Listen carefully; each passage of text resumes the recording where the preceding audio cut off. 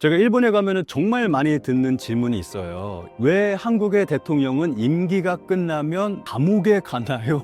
라는 질문을 많이 받는데, 이거는 일본인들이 민주주의에 대한 개념 자체가 없기 때문에 하는 질문이라고 생각을 하거든요. 이거는 반대로 생각을 해야 되거든요. 한국이 정말 제대로 된 민주주의이기 때문에 정말 평화적으로 대통령을 임기가 끝나면 감옥으로 보낼 수가 있는 거잖아요.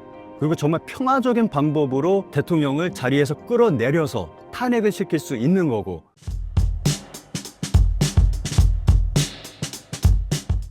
안녕하세요. 혐한의 나라 일본이라는 책을 한국에서 한국어로 그리고 일본에서 일본어로 출판을 했고, 유튜브 채널 신작가 채널을 운영하고 있는 신작가라고 합니다. 최근 한국의 비상계엄과 시위 문화에 대한 일본의 반응은 어떤가요? 일본에서 굉장히 좀 반응이 크죠. 일본에서도 관심을 굉장히 크게 두고 보도가 많이 나오고 있는데, 이 부분은 예전에 박근혜 전 대통령 탄핵하고 좀 비교해 보면 좋을 것 같거든요. 박근혜 전 대통령 탄핵 당했을 때 그때는 일본이 정말 크게 보도를 했어요. 정말 모든 미디어가 그 뉴스를 보도할 만큼, 심지어는 그 예능 프로그램에서 코미디언이 나옵니다. 코미디언이 나와서 갑자기 최근에 한국에서 박근혜 대통령 탄핵 당한 거 알고 있느냐, 이런 일이 벌어지고 있는 거 알고 계세요? 하고 이런 얘기를 시작을 해요. 이 정도로 일본에서는 모든 프로그램에서 그 당시에 박근혜 대통령에 대해서 이야기할 정도로 관심이 굉장히 뜨거웠습니다. 저는 당시에 안타깝게 일본에 있었거든요. 그러니까 박근혜 전 대통령이 탄핵 소추안 당하면서 법원에서 판결이 날 때까지, 탄핵 판결 날 때까지 모든 과정을 일본에서 일본 미디어를 통해서 봤거든요.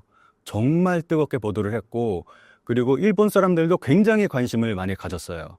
당시에 제 지인들하고 이야기를 하면은 항상 주제가 박근혜 탄핵에 대한 주제에 대해서 이야기를 나눴고, 그리고 정치에 관심조차도 없는 아줌마가 그 당시에 정말 많은 사람들의 이름이 나왔잖아요. 최순실부터 시작해서 정말 알 수도 없는, 외울 수도 없는 정말 많은 사람들의 이름이 나왔는데, 그 사람 이름을 하나하나 대면서 이야기를 하는 거예요. 외국인 이름인데 외우기가 쉽지가 않잖아요. 그 정도의 분위기였습니다. 그런데 지금은 일본에서도 뜨겁게 보도가 되고 있긴 하지만, 그 예전에 박근혜 전 대통령 때하고는 그 정도의 어떤 뜨거운 열기는 아닌 것 같아요, 지금은. 일본에서는 비상계엄에 대해서 어떻게 보도되고 있나요? 이것도 박근혜 전 대통령 때하고 비교를 해보면 좋을 것 같은데, 비슷합니다. 박근혜 전 대통령 때 나왔던 얘기가 있어요. 우리가 정말 많은 민주 시민들이 거리로 나왔잖아요. 시위를 했잖아요. 탄핵 시위. 그걸 보고 일본에서는 일본의 언론, 그리고 방송을 진행하는 아나운서조차도 그 모습을 보고, 저렇게 많은 사람들이 거리로 나오면 또 다른 범죄로 이어진다, 이러한 말을 했어요. 그리고 일본의 언론에서는 한국의 빈약한 민주주의, 제대로 뿌리 내리지 못한 민주주의로 인해서 이러한 일이 벌어지고 있는 거다, 이러한 식의 보도가 많이 나왔고, 지금도 똑같은 보도가 나오고 있습니다. 한국의 빈약한 민주주의, 한국은 제대로 민주주의가 뿌리 내리지 못해서 이렇게 자꾸 대통령이 탄핵을 하는 그러한 일들이 벌어지고 있다라고 좀 부정적으로, 대체로 부정적인 그러한 보도가 대부분입니다. 외신과 달리 일본이 다른 반응을 보이는 이유가 무엇인가요? 일본 그 언론의 특징이 있다면 반대 측 있잖아요. 그러니까 탄핵을 찬성하는 시민들이 있으면은 탄핵을 반대하는 그러한 시민들도 있잖아요. 꼭 그 반대쪽 사람들의 그 모습도, 그 소식도 굉장히 비중 있게 보도합니다. 그쪽에 가서 인터뷰도 하고 그러면서 굉장히 비중 있게 보도를 해요.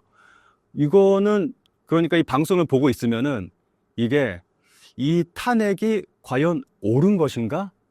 아니면은 잘못된 것인가? 좀 혼란을 줄 수도 있죠. 일본인 입장에서 봤을 때는 좀 그런 걸 노린 게 아닌가 하는 그런 생각이 듭니다. 외국 미디어 같은 경우는 이번에 계엄령이 내려졌을 때 정말 실시간으로 생방송으로 내보냈잖아요. 근데 일본에서는 불만의 목소리가 있었습니다. 한국에서 이런 일이 터지고 있는데 TV에서 바로 실시간으로 이걸 내보내지 않았다. 왜 일본에서는 이거를 바로바로 생방송으로 내보내지 않았느냐라는 그러한 목소리가 있었습니다.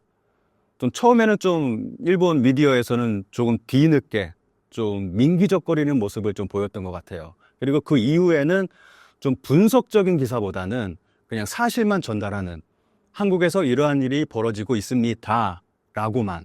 근데 외신들 보면은 한국의 민주주의에 대해서 칭찬하는 그런 기사들이 굉장히 많이 나왔잖아요. 뭐 시민들이 계엄군을 막았다. 뭐 그리고 이제 그 총을 잡고 있는 그러한 사진들, 뭐 그러한 사진들 이야기하면서 한국의 민주주의가 굉장히 성숙한 민주주의 덕분에 이 계엄령을 막을 수가 있었다. 평화를 지킬 수 있었다라는 그러한 보도를 많이 내보냈는데 일본에서는 그러한 기사가 전혀 없습니다. 그냥 주로 사실만 보도하는 거고, 일본의 정말 저쪽 진보 쪽에서 좀 이러한 거를 지적하는 기사가 나온 것도 있어요. 왜 일본에서는 이러한 분석적인 기사가 없냐? 왜 비판적인 기사만, 아니면 사실만 전달하는 이러한 기사만 내보내고 있느냐 하는 그러한 비판적인 그러한 기사도 나오기도 했습니다. 일본이 분석적인 기사를 쓰는 게 다른 의도가 있다고 보시나요? 아무래도 좀 제가 생각할 때는 지금 당장 처음에는 분석적인 기사가 안 나왔어요. 그 이유는 아무래도 현 정권이 일본에 굉장히 우호적이잖아요. 그렇기 때문에 좀 비판적인 기사를 내지 못했던 것 같고, 근데 지금은 분석적인 기사가 굉장히 많이 나오고 있습니다. 그런데 그 기사들이 대부분 부정적인 기사예요. 그렇게 놓고 본다면은 일본도 지금 대통령을 버렸다는 증거거든요. 그래서 그런 부정적인 기사들이 굉장히 많이 나오고 있습니다, 일본에서는. 제가 일본에 가면은 정말 많이 듣는 질문이 있어요. 일본 사람들한테서. 왜 한국의 대통령은 임기가 끝나면 꼭 감옥에 가나요? 라는 질문을 많이 받는데, 이거는 일본인들이 민주주의에 대한 개념 자체가 없기 때문에 하는 질문이라고 생각을 하거든요. 이거는 반대로 생각을 해야 되거든요. 한국이 정말 제대로 된 민주주의이기 때문에 정말 평화적으로 대통령을 임기가 끝나면 감옥으로 보낼 수가 있는 거잖아요. 그리고 정말 평화적인 방법으로 대통령을 자리에서 끌어내려서 탄핵을 시킬 수 있는 거고, 이건 반대로 생각을 해야 되는 건데, 일본인들은 왜 대통령을 감옥에 보내야 되지? 이런 생각을 하고 있는 거죠. 그러니까 일본인들은 정치인이 어느 정도 잘못을 해도 상관없다고 생각하는 그러한 부분들이 많이 있어요. 그래서 저는 반대로 물어봅니다. 왜 일본 총리는 감옥에 안 가나요? 라고 물어보거든요. 근데 조금이라도 좀 일본 정치에 관심이 있고 알고 있는 분들이라면은 아무 말 못하고, 근데 대부분은 좀 말도 안 되는 변명을 하죠. 근데 일본 같은 경우 보면은 대표적으로 아베 총리 들 수가 있잖아요. 정말 많은 비리 저질렀습니다. 좀 살펴보면은 예전에 그 도쿄 올림픽부터 시작을 해서 비리로 시작한 그러한 올림픽이잖아요. 정말 많은 비리가 터졌고, 그 이후에 아베 총리 개인적으로 본다면은 뭐 사쿠라, 카케라던가 통일교 문제라던가, 그리고 최근에는 자민당 정치자금 파티 문제라던가, 이런 문제들이 빵빵 터졌는데 누구 하나 책임지는 사람이 아무도 없었습니다. 그냥 언론에서 이러한 일이 있었습니다 라고만 보도를 했지, 누구 하나 일본 시민들이 나와서 그 부분에 대해서 외치는 사람이 없었어요. 누구 하나 목소리 내지 않습니다. 그리고 누구 하나 책임지는 사람이 없었습니다. 그러니까 이 부분이 한국과 일본의 가장 큰 차이점이죠. 일본은 한국의 시위 문화에 굉장히 많이 놀랐을 것 같습니다. 당연히 놀라죠. 그런데 일본인들 같은 경우는 시위를 굉장히 부정적으로 보는 그러한 경향이 있습니다. 시위는 나쁜 거다, 이렇게 보는 경향이 있어서 아무래도 그러한 모습을 좀 긍정적으로 보는 일본인들은 그렇게 많지는 않을 것 같아요. 근데 하나 재밌는 일이 있긴 있었는데, 예전에 박근혜 전 대통령 탄핵 당시에 정말 많은 사람들이 모였잖아요. 수백만 명이 모여서 시위를 하고, 일본인들 눈에 보기에는 그게 굉장히 좀 신기했던 모양이에요. 투어가 있었습니다, 당시에. 한국 시위를 이제 직접 보기 위해서 투어 오는 일본인들도 당시에 있었습니다. 그런 투어 상품이 있었어요. 네, 그런 부분은 재미있는 부분이죠. 한국의 적극적인 정치 참여 모습을 본 일본에서 변화의 움직임이 있었나요? 근데 이거는 일본의 정치권과 일본의 언론 자체가 한국의 이런 시위 문화 자체를 부정적으로 보도를 하니까 보통 일반적인 일본인들은 이거 자체를 부정적으로 생각을 해요. 좋지 않게 생각을 하죠. 그런데 제가 일본에 가면은 만나는 사람들이 대부분 좀 진보 성향의 좀 그러한 일본 분들을 만나거든요. 시민운동하는 분들, 좀 진보적인 시민운동하는 분들, 시민단체, 뭐 이러한 분들을 많이 만나는데 그분들 얘기 들어보면은 한국을 굉장히 부러워합니다. 정말로. 한국은 이렇게 문제가 있으면 많은 사람들이 거리로 나와서 목소리를 낸다. 그런데 일본은 그렇지가 않다. 이제 이분들은 진보적인 분들이잖아요. 아무래도 자민당 얘기를 안 할 수가 없는데 자민당은 뭐 한 70년 가까이 일당 독재를 해오고 있습니다. 정권 교체가 없었어요, 일본은. 그러다 보니까 썩을 대로 썩은 게 일본 정치권입니다. 그러다 보니까 일본 시민단체들은 자민당하고 어떻게 보면 싸우고 있는 그러한 부분이 있거든요. 그래서 이분들이 시위를 하는데 사람들이 안 모이니까, 사람들이 없으니까, 목소리를 낼 사람이 없어요. 그러다 보니까 한국을 보고 있으면 굉장히 부럽죠. 그래서 그분들하고 일본에 가서 이야기를 하다 보면은 정말 부러워합니다. 한국 진짜 부럽다. 일본도 한국처럼 변해야 되는데 하면서 진짜 부러워합니다. 그런 분들은. 제가 준비한 영상이 있는데 이 영상 잠깐 보면서 좀 설명을 드리면 좋을 것 같아요. 이 영상은 일본 공산당 의원이 그 선거운동 할 때 연설하는 그러한 장면이거든요. 보시면 아시겠지만 대부분 연세가 있으신 분들이 모여 있습니다. 아무래도 좀 야당이고 좀 굉장히 진보적인 정당이고 그리고 특히 일본 공산당이라는 특수성 때문에 뭐 이러한 모습을 보일 수가 있는 건데 아무래도 대체적으로 일본의 정치권은 뭐 이러한 모습이라고 생각을 하시면 좋을 것 같아요. 젊은 층은 아예 일본 정치에 관심이 없고 관심이 있는 사람들은 좀 나이가 있는 분들인데 그 사람들도 굉장히 적극적으로 정치에 뭐 참여하거나 목소리를 내거나 하지 않죠. 그러니까 적극적인 정치 참여하는 사람들이 거의 없다시피 하는 거죠. 그러다 보니까 투표율도 굉장히 낮습니다. 뭐 50% 정도밖에 되지 않고 하다 보니까 그런 부분에 대해서는 한국을 부러워하는 일본인들이 많습니다. 일본이 정치 참여에 소극적이고 수동적인 것이 사실인가요?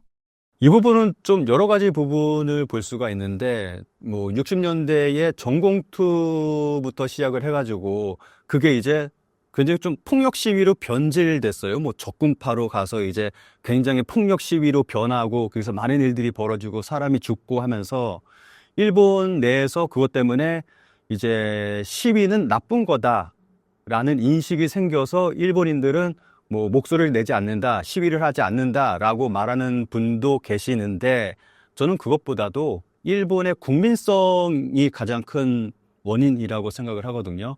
일본인들은 대체로 이제 좀 조용하게 순응하는 그러한 모습을 많이 보이잖아요. 그래서 정치권에서 문제가 생겨도 자기의 의견을 적극적으로 얘기하지 않고 뭐 그러한 부분이 좀 크다고 생각을 합니다.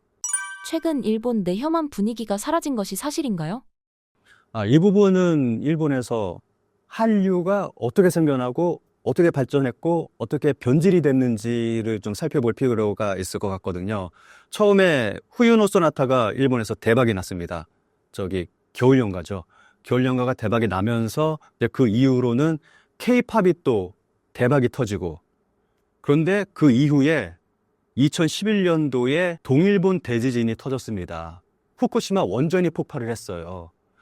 그 폭발한 그 해에 2011년도에 반후지 TV 데모가 일어났습니다. 일본 전국에서 수천 명의 일본 시민들이 후지 TV 앞에 모여서 데모를 했어요. 일본에서 수천 명이 모인다는 거는 정말 쉽지가 않은 일인데 그렇게 많은 일본인들이 모여서 후지 TV 앞에 와서 우리는 더 이상 한국 드라마를 보고 싶지 않다. 한국의 음악을 듣고 싶지 않다. 여기는 일본이다. 이러한 말을 하면서 데모를 했거든요. 그 사람들 손에는 일장기가 들려 있었고 그리고 그 데모를 하면서 키미가요를 부르고 좀 민족주의적인 모습을 보이기도 했었거든요. 그러니까 이게 말이 좋아 반후지 TV지 반한류 데모라고 볼 수가 있거든요. 그 반한류 시위 이후에 이제 이게 그 시위를 시작으로 해서 우리가 생각하는 이제 그 혐한이 그때 본격적으로 시작이 됐다고 해도 됩니다. 그 이후에 혐한 서적이 나오고 또 베스트셀러가 되고 굉장히 인기를 끌게 되고 이러한 모습들은 아무래도 일반적인 시민들이 혐한을 갖고 있는 거는 일종의 열등감이라고 볼 수가 있거든요. 그동안 일본인들이 생각했던 한국은 못 사는 나라. 그러니까 일본으로 돈 벌러 오는 나라. 일본에 가장 많이 불법 체류하고 있는 나라. 일본이 한때 식민지 지배했었던 자랑스러운 역사의 한 부분. 뭐 이런 식으로 한국을 생각하고 있었는데 어느 날 갑자기 한국의 문화가 한류라고 하면서 일본 전국에 확 퍼지면서 인기를 확 끌게 되니까 이런 건 열등감 때문에 이제 좀 혐한 현상이 크게 번지기 시작한 거죠. 근데 이게 정치로 옮겨갔습니다. 혐한이 정치가 됐습니다. 그 혐한을 정치로 만든 가장 장본인이 아베 총리죠. 가장 대표적인 게 초계기 사건. 이게 정말 일본에서는 크게 보도가 됐거든요.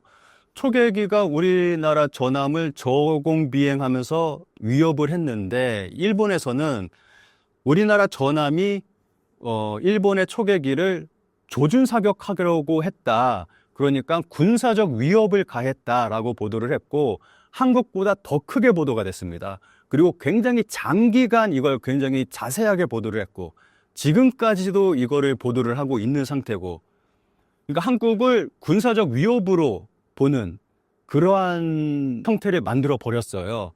그 이후에 아베의 그 지지율이 쫙 올라가고 그러니까 그 예전에는 그 전까지만 하더라도 북한이 일본 정치권에서 사용하는 하나의 재료였거든요. 북한 들먹거리면서 이제 정치권의 그 지지율 쫙 올리고 하는 그러한 재료를 사용을 했는데 한류가 터지고 나서부터는 한류가 정치의 중심에 들어가기 시작을 했습니다.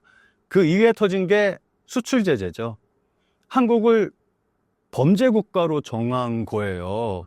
야, 얘네들 북한에 이런 거 하고 있다. 그러니까 한국에 일본의 물건을 수출하면 안 된다. 수출 제재 하면서 그게 터진 거잖아요. 그러면서 한국에서 정말 크게 반발이 일어났고 또 그러면서 아베의 지지율이 쫙 올라가고 이런 식으로 혐한이 정치가 됐습니다. 그 이후부터 본격적으로 아베가 혐한의 정치로 적극적으로 이용하기 시작을 한 거죠.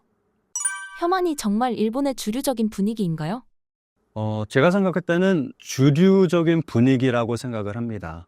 그러니까 목소리를 내는 사람들은 정말 우익들, 이런 사람들은 뭐 굉장히 적극적이고 크게 목소리를 내는데 일반인들은 뭐 목소리를 내지는 않지만 아무래도 그 일본 정치권에서 계속 그런 얘기를 하고 그리고 일본 언론에서 계속 그러한 얘기를 하다 보니까 좀 그런 것들이 머릿속에 박히고 그게 사실이라고 생각하는 사람들이 굉장히 많이 있죠. 그래서 일본인들하고 얘기를 하다 보면 이거는 좀 연령대하고 좀 갈리는 부분이 있는 것 같아요. 아무래도 한 40대 밑으로는 한국에 대해서 좀 우호적인 생각을 가진 사람들이 많이 있고 특히 여성 같은 경우에는 그런데 40대부터 그 위로는 좀 혐한 정서를 가지고 있는 사람들이 많고 특히 50대 이상으로는 옛날 생각을 하는 사람들이 많은 것 같아요. 한 80년대까지, 뭐 한 90년대 못 사는 나라 한국 이런 생각 가지고 있는 일본인들이 굉장히 많습니다. 좀 나이 든 사람하고 일본인들하고 이야기를 하다 보면 그런 걸 좀 강하게 느끼는 경우가 많이 있거든요. 일본에서 혐한 분위기가 사라진 이유가 무엇인가요? 예, 이렇게 혐한이 흘러오다가 혐한이 갑자기 딱 끊긴 게 코로나였습니다. 그러니까 그 전까지만 하더라도 정말 많은 혐한 시위가 있었어요. 그러니까 매일 일본 전국에서 어딘가에서는 혐한 시위가 있을 정도로 그 정도로 많이 혐한 시위가 있었는데 코로나 때문에 강제적으로 혐한 시위를 못하게 됐죠. 그리고 혐한을 부추기던 정치적으로 부추기던 아베가 사망하고 그 이후에 나온 총리들 스가, 뭐 키시다 뭐 이런 사람들은 아베처럼 그렇게 강하게 혐한을 조장하는 그런 사람들이 아니었어요. 좀 그렇다 보니까 좀 혐한이 코로나, 뭐 아베의 죽음, 뭐 이런 것 때문에 좀 수그러든 부분도 좀 있었고 그런데 결정적인 거는 한국에 있었습니다. 당시에 코로나 시기 때 한국에서 정권 교체가 일어났잖아요. 새로운 대통령이 나타나면서 한국에서 정말 이상한 현상이 많이 벌어졌습니다. 새로운 대통령이 나타나면서 어느 날 갑자기 여기저기서 우길기, 전범기를 들고 나오는 사람들이 막 여기저기서 막 나오고, 그리고 지하철역에 있었던 독도 모형이 어느 날 갑자기 사라지고, 그리고 국방부에서 낸 책에서 독도는 분쟁 지역이다라는 걸 출판하려고 했었고, 그리고 독립기념관장에 정말 이상한 사람을 세우기도 하고, 그럼 뭐 뉴라이트라는 사람들이 등장해서 뭐 교과서를 바꿔야 된다라는 얘기를 또 다시 시작하기 시작했고, 뭐 일본에 굉장히 좋은 그러한 일들만 벌어지기 시작했잖아요. 그러면서 역대 일본 총리들이 전부 다 한국에 와서 한국의 대통령을 만나고, 일본의 국회의원들 막 들어와서 대통령 만나고 싶어 해서 막 만나고, 이러한 일들이 벌어졌습니다. 그러니까 일본에 유리한, 일본에 좋은 일만 하다 보니까 뭐 굳이 일본에서 혐한 보도를 내보낼 필요가 없죠. 굳이 혐한 보도 내보내면서 혐한 정치를 하면서 한국을 자극할 필요는 없잖아요. 잘 해주고 있으니까. 그러니까 그 이후로 혐한이 싹 사라졌습니다. 얼마 전에, 그저껜가? 한 2, 3일 전에 일본 좀 극우 성향의 그 언론에서 기사가 난 게 있는데, 인터넷에서 갑자기 혐한이 사라졌다, 뭐 이러한 제목으로 기사가 났더라고요. 쭉 읽어보니까 제가 지금 말씀드린 그러한 이야기를 하고 있더라고요. 그러니까 한국에서 이러한 일을 하고 있었기 때문에 일본에서 뭐 혐한성 기사를 낼 필요가 없기 때문에 뭐 사라졌다, 그러면서 붙는 얘기가 있습니다. 지금 일본에서 걱정하고 있는 게, 정권 교체가 되면 어떻게 하느냐. 그러니까 일본에서는 아예 지금 정권 교체가 될 거라고 기정사실화하고 있는 것 같아요. 다음에는 진보정당의 대표가 대통령이 될 거다라면서 못을 박으면서 이야기하는 경우가 굉장히 많습니다. 지금은 그렇게 흘러가고 있어요. 만약 우리나라의 정권 교체가 이뤄진다면 다시 혐한의 분위기가 생길 것으로 보시나요? 예, 그거 당연하다고 생각을 합니다. 이것도 박근혜 전 대통령 때하고 비교해 보면 좋을 것 같은데, 일본에서 항상 우리나라 대권이 있으면은 대권 후보 사진을 박아놓고 거기에다가 뭔가를 좀 이름을 걸어 놓습니다. 박근혜 후보와 문재인 후보가 붙었을 때는 박근혜 후보 사진 위에는 친일 이렇게 박아놓고, 문재인 후보 사진 위에는 반일 이렇게 적어놓고, 그리고 지난 대선에는 윤석열 후보 위에는 친일, 그리고 이재명 후보 위에는 반일, 이렇게. 일본에서는 항상 이렇게 친일, 반일 구분하는 게 굉장히 흔해요. 나라를 이야기할 때도 친일 국가, 이 나라는 반일 국가, 이렇게 항상 자주 이야기를 하거든요. 그래서 가장 대표적인 반일 국가는 한국이고, 또 가장 대표적인 친일 국가는 대만, 태국, 뭐 이 정도 들 수가 있죠. 좀 그렇게 좀 이야기를 하는데, 지금 상황에 봤을 때는 그 당시에 박근혜 전 대통령 탄핵당하고 나서 문재인 정권이 들어서고 나면서 그때 혐한이 절정을 이뤘거든요. 정말 문재인 정권을 공격하는 그러한 기사부터 시작을 해서 정말 한국의 모든 것들을 좀 부정적으로 보도하는 그러한 기사들이 정말 폭발적으로, 정말 우리가 생각할 수 없는 그러한 기사들까지 다 나왔습니다.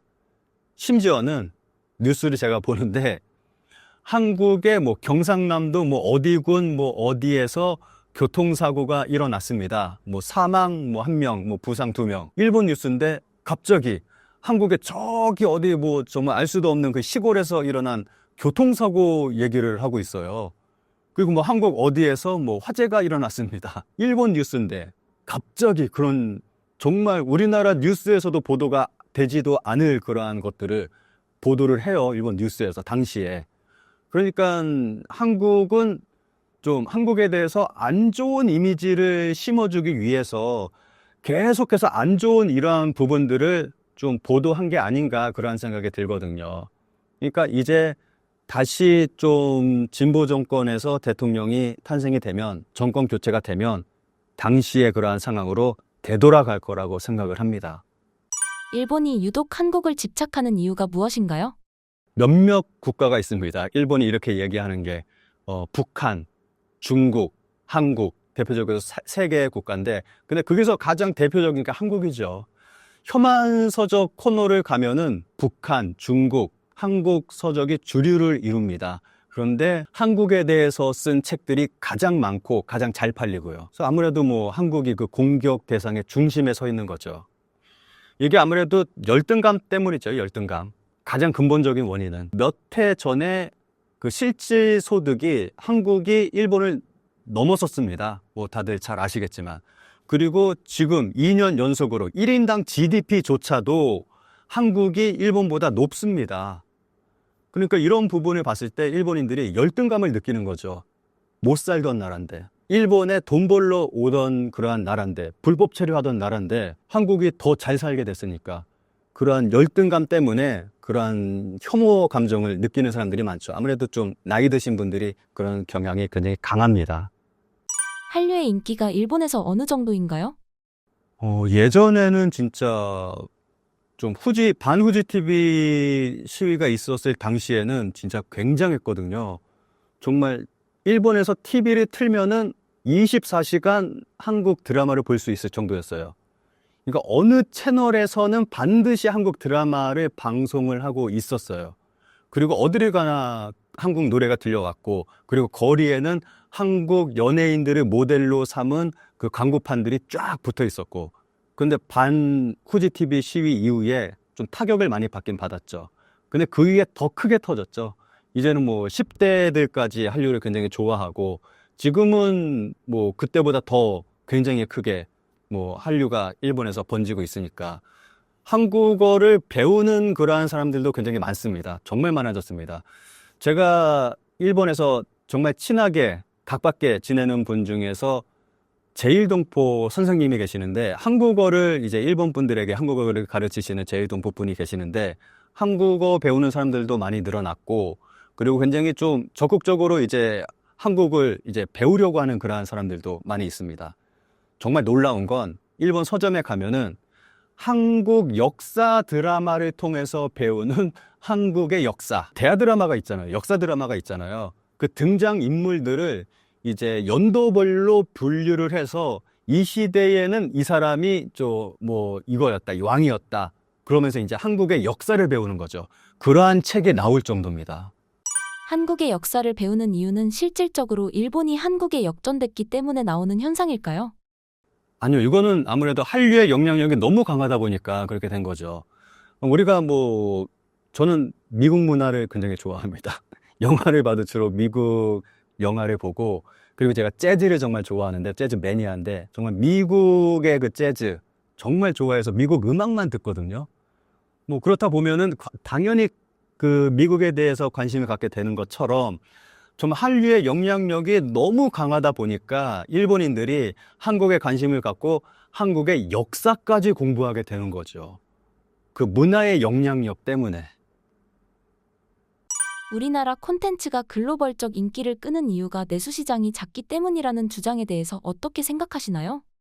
일본에서 항상 하는 얘기가, 한국 같은 경우는 내수 시장이 작기 때문에 해외 진출을 하지 않으면 살아남을 수 없다. 그렇기 때문에 어쩔 수 없이 해외를 타겟으로 했기 때문에 세계화됐고 세계적으로 한류가 인기를 끄는 거다라고 이야기를 하고, 일본 같은 경우는 내수 시장이 크기 때문에 굳이 세계화할 필요가 없다. 일본 내수 시장만으로 충분하기 때문에 세계화를 하지 않는 거다라고 말은 하는데, 근데 일본 엔터테인먼트 업계의 행동을 보면은 그렇지가 않잖아요. 정말 해외 진출하기 위해서 막 굉장히 많은 노력을 하잖아요. 최근에 가장 정말 재미있는 대표적인 예가 하나 있습니다. 아라시라고 일본에 굉장히 유명한 아이돌 그룹이 있어요. 그 아라시가 세계화를 한답시고 브루노 마스한테 곡을 받았습니다. 이거 굉장히 유명한 예인데, 그 프로듀서를 맡겨서 이제 작사 작곡 맡기고 프로듀서를 맡겼어요. 곡을 만들어 주세요 하고 이제 브루노 마스한테 이제 부탁을 한 거죠. 듣지 않은 소문에는 한 70억 정도를 줬다고 그래요. 굉장히 큰 금액을 주고 맡긴 거죠. 그래서 곡을 만들었는데, 곡 발표한 그 날만 빌보드 탑 100 순위 뭐 끝자락에 잠깐 단 하루 올라갔다가 그 위에 사라져 버렸습니다. 아무도 기억하지 못하는 그러한 곡이 돼버렸어요. 그냥 망신만 당하고, 뭐 브루노 마스 같은 경우는 캐리의 스크래치만 생기게 된 거죠. 뭐 그런 일이 있었는데, 그와 반대로 한국에서 최근에 로제의 아파트 전 세계적인 대박이 터졌잖아요. 브루노 마스가 참여했어요. 심지어는 태극기까지 들고 나옵니다. 근데 이게 제작사에서 이거 태극기 들어라고 부탁을 한 게 아니라 브루노 마스가 자발적으로 케이팝 아니냐, 이거 한국 노래 아니냐 라면서 자기가 직접 태극기를 준비했다고 하더라고요. 태극기를 흔들면 재미있을 것 같다 라면서 직접 준비를 해서 한 건데, 뭐 큰 돈을 줬겠습니까? 자발적으로 참여를 해서 그렇게 한 건데, 그러니까 아라시 얘하고 로제의 아파트 얘를 비교해서 본다면은 정말 크게 차이가 나는 거죠. 예.